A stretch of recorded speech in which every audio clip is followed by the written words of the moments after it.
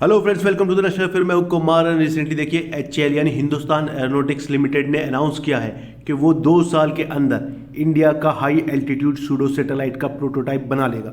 और ये इंडिया के लिए डिफेंस पॉइंट ऑफ व्यू से काफी अहम डेवलपमेंट है। इसके जरिए 200 किलोमीटर दूर से इंडिया के किसी भी दुश्मन पर नजर रखी जा सकेगी। अब देखिए, आप लोगों को पता है कि आजकल ड्रोन्स का जो यूज है वो काफी बढ़ता जा रहा है, और स्पेशली डिफेंस सेक्टर में। और आने वाले फ्यूचरिस्टिक वॉर में जहां पर ड्रोन बहुत ज्यादा यूज होंगे, वहां पर ये सूडो सैटेलाइट जो है बहुत ही क्रूशियल रोल प्ले करेगा। एचएएल इस पर काम कर रहा है, और हाई एल्टीट्यूड सूडो सैटेलाइट, जिसे शॉर्ट में हैप्स कहते हैं, इसके जरिए ये अनमैन्ड एयरक्राफ्ट और कन्वेंशनल सैटेलाइट के बीच का जो गैप है उसको कम करेगा।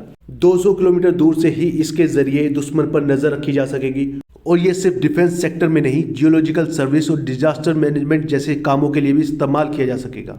एचएएल के अलावा फ्रांस की एक कंपनी और अमेरिका की एक कंपनी दोनों ही इस तकनीक पर काम कर रही हैं। हालांकि एचएएल को उम्मीद है कि वो इन दोनों कंपनियों से पहले इसका प्रोटोटाइप तैयार कर लेगा। एचएएल के अकॉर्डिंग हैप्स का जो पहला प्रोटोटाइप होगा वो उसके रियल साइज का अराउंड 1/3 होगा, या आप कह सकते हैं अराउंड 70 फीट का होगा। हालांकि फाइनल प्रोटोटाइप को बनने में भी कुछ साल लगेंगे। इस प्रोजेक्ट की जो टोटल कॉस्ट है वो अराउंड 700 करोड़ रुपीस, और इस सूडो सैटेलाइट में 30 से 35 किलो वजन ले जाने की भी क्षमता होगी। जबकि फ्रांस और अमेरिका की कंपनी जो प्रोटोटाइप बना रही है उसमें पेलोड की जो कैपेसिटी है वो ओनली 15 kg है। हैप्स का जो वजन है वो अराउंड 500 kg होगा, और ये सोलर एनर्जी से चलेगा, और इसको 70,000 फीट की ऊंचाई पर प्लेस किया जाएगा।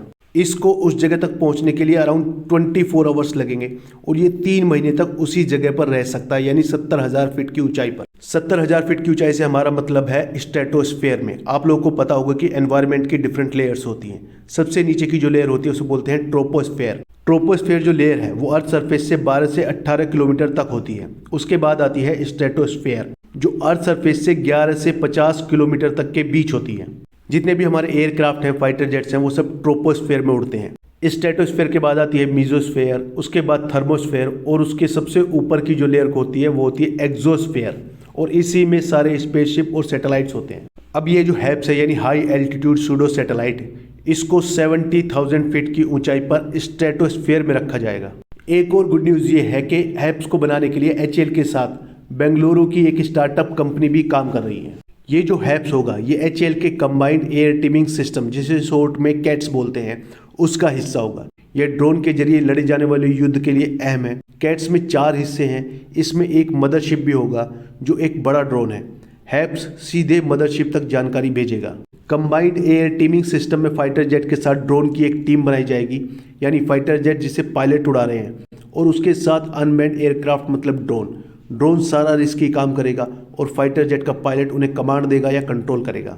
देखिए, सुनने में ये कंसेप्ट हॉलीवुड की किसी साईफाई मूवी जैसा लगता है, लेकिन अब ये रियलिटी बनने जा रहा है, और आने वाले फ्यूचर के वॉर ऐसे ही कंसेप्ट पर लड़े जाएंगे।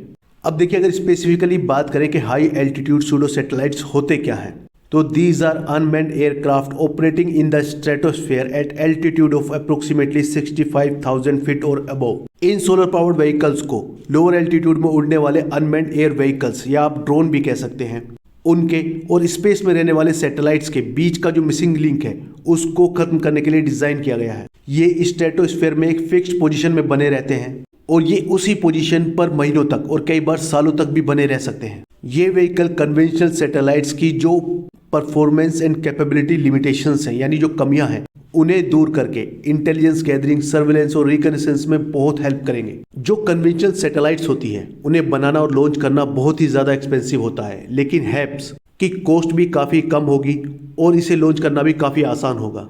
और इन व्हीकल को कहीं से भी कंट्रोल किया जा सकता है by using beyond line of site technology.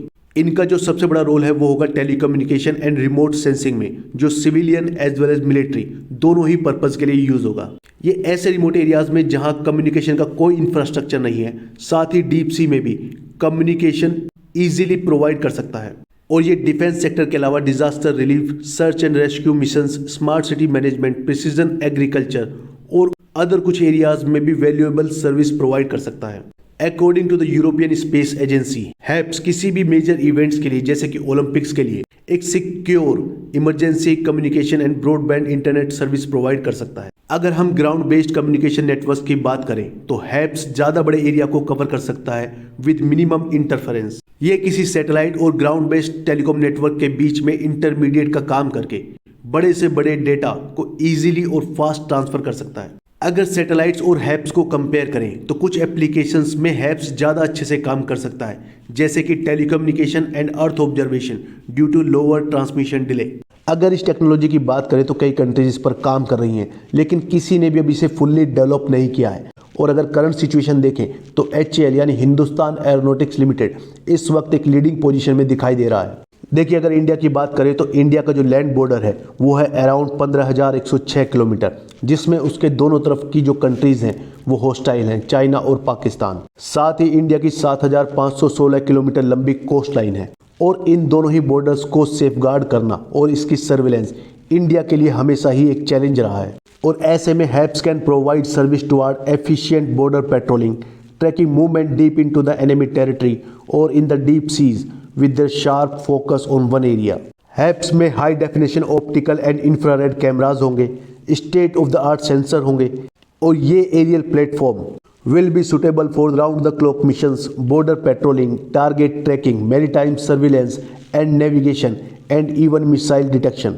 और कॉम्बैट एयर टीमिंग सिस्टम के साथ मिलकर HEPS would be crucial to help coordinate attack missions, provide communication to troops engaged in remote regions, and for providing battle damage assessment via a live video feed and images to determine if the mission was successful and to plan the next course of action।